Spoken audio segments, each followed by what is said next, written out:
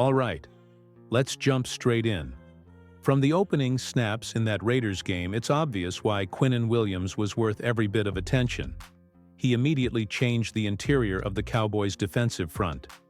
On play after play, you see him get depth, eat space off the snap, and get his hands into linemen in ways that consistently disrupt the pocket.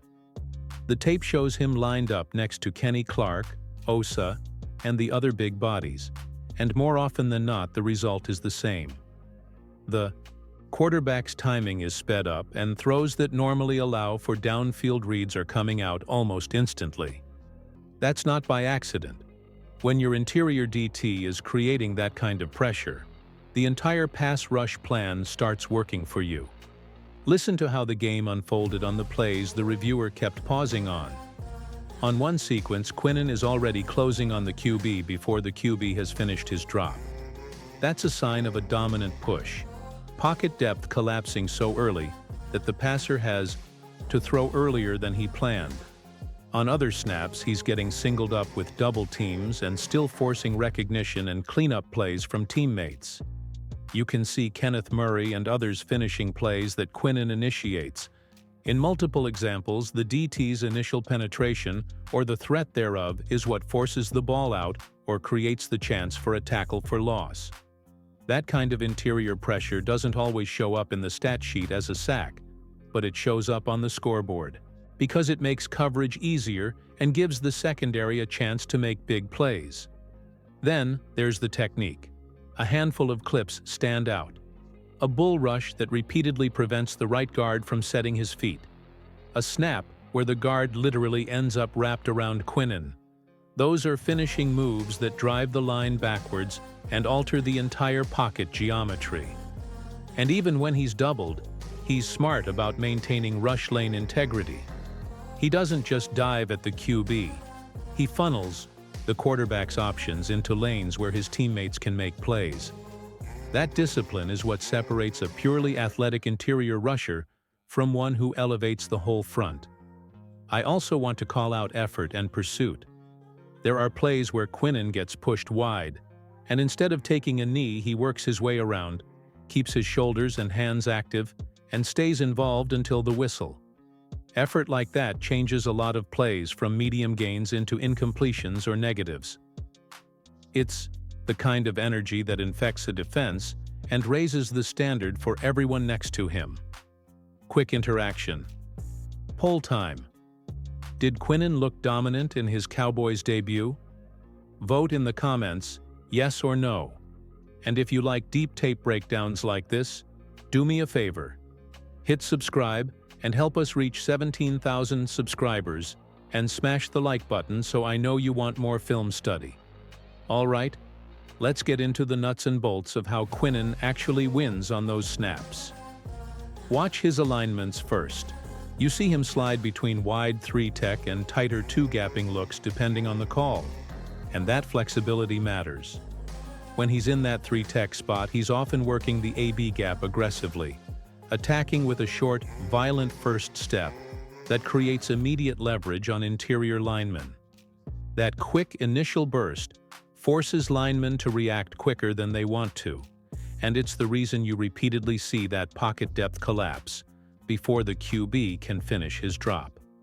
On other snaps where he's shaded a little wider, he's using a combination of hands and footwork to widen the pocket and then shoot a gap. It's not the same rush every time, and that unpredictability is a technician's best friend. Hands are a recurring theme. He plants his hands high and tight, controls the lineman's chest or outside shoulder, then either rips through or bull rushes with the feet to finish. There are clips in that tape where the right guard literally ends up wrapped around him. That's both power and hand placement, creating a washing effect. The lineman can't set his base because Quinnen's hands are dictating movement. Equally important is his rush lane discipline. He's not lunging for sacks. He's maintaining an angle that funnels the quarterback into contested lanes. That's why you see Kenny Clark and the linebackers able to clean up. Quinnen's rush doesn't open a weird escape lane for the QB. It shuts ones down. Even when doubled, he doesn't just collapse or give up the depth. He holds his rush shape just long enough to force the QB into a tighter window, and then the secondary or a teammate makes a play. Another advanced piece is his recognition and play speed. There are plays where he immediately reads the QB's eyes, peels off an initial rush to flow with a releasing lineman, and stays in position to make or help on the tackle. That kind of awareness turns raw push into game-altering disruptions. Don't sleep on effort and pursuit either. On plays where he gets pushed wide, he doesn't stop.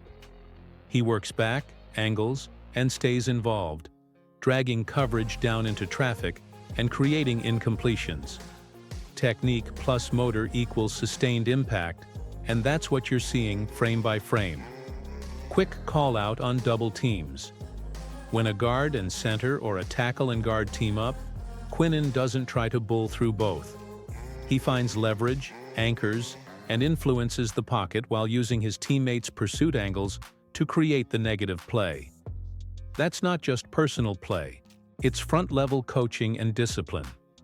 Now I want you to tell me what jumped out most. Comment below: bull rush, hand placement, rush lane discipline, or effort pursuit. Which one made you say, that's the difference maker? And if you appreciate this kind of technical film work, subscribe and help us hit 17,000 subscribers so I can keep bringing tape breakdowns like this. And don't forget to like the video if you want more detail drills. Alright, now let's connect the individual stuff we broke down to the bigger picture. Quinnen's interior presence didn't just create a couple of pressures, it changed how the Raiders' offense operated on nearly every snap. When the interior collapses early, the QB stops trusting his drops. You saw that with quicker, shorter throws, and a lot more anticipation-based decisions. That speed-up of the quarterback's clock does two big things for the defense. It shortens the field for the secondary, and it gives linebackers and defensive backs more chance to anticipate and make plays. That's why those near sacks and pressures matter, even when they don't show up as negatives on the stat sheet. Pairing Quinnen with a gap eater like Kenny Clark magnifies this effect. While Quinnen forces the QB to move his feet and throw quicker, Kenny's ability to control the A-gap means there's less room for escape and fewer clean pockets.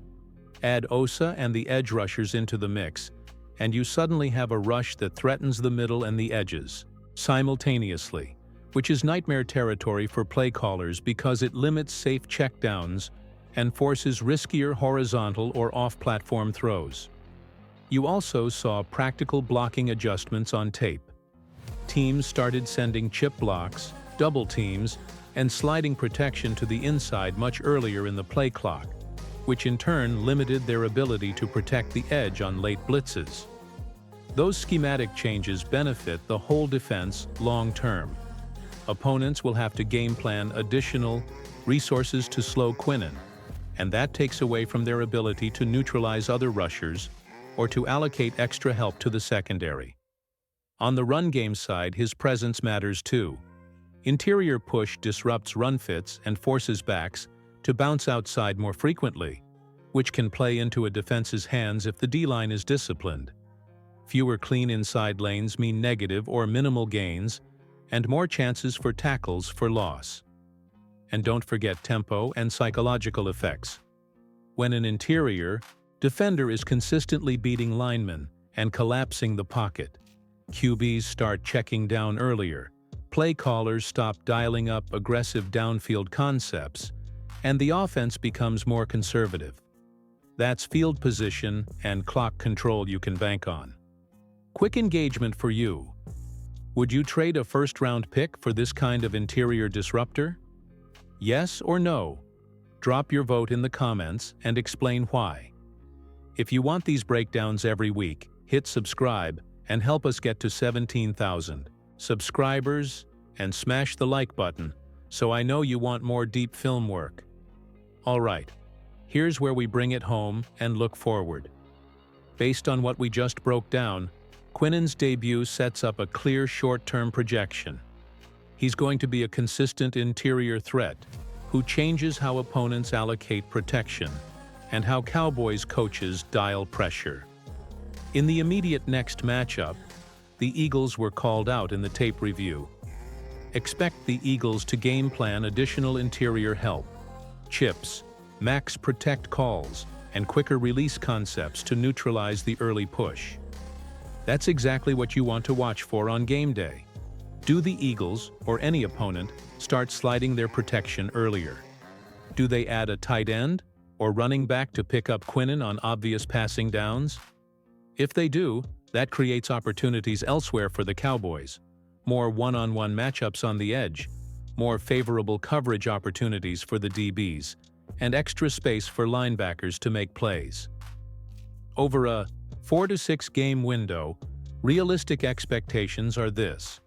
Pressures and QB hurries will be more common than sacks early, but those pressures turn into tangible defensive wins. Shorter opponent drives, more 3-and-outs, and better starting field position for Dallas's offense. Don't be surprised if his stat line looks modest on sacks, but high in pressures and run disruptions. Interior wrecking balls often show value in ways that don't fill the traditional box score. A few practical watch points for you. 1. Alignment shifts. Is he lining up as a true 3-tech or shaded wider depending on down and distance? 2. Chip, double frequency. Are offenses forced to reallocate blockers? 3. The QB's release time. Is it consistently faster when Quinnen is on the field? Those 3 metrics tell you everything about his ripple effect. Now, a couple of caveats. Teams will adjust, and film study will neutralize some of the early surprises. Opponents with mobile quarterbacks or elite slide protections can mitigate the impact. Still, a disciplined, technically sound interior rusher who maintains gap integrity and effort is elite value for a defense. Final thought. The Cowboys front has the pieces to capitalize on Quinnen's play. Kenny Clark controlling gaps, smart linebackers filling appropriately, and a secondary that benefits from shorter throws. If those elements stay healthy and the coaching keeps leveraging Quinnen inside, you're looking at a defense that will regularly win the field position battle. Quick fan task. Rank Quinnen's debut 1 to 10 in the comments and explain your number. I want to see where the fanbase falls. And as always, if you dig this breakdown, hit subscribe to help us reach 17,000 subscribers, and smash the like button so I know you want more tape study.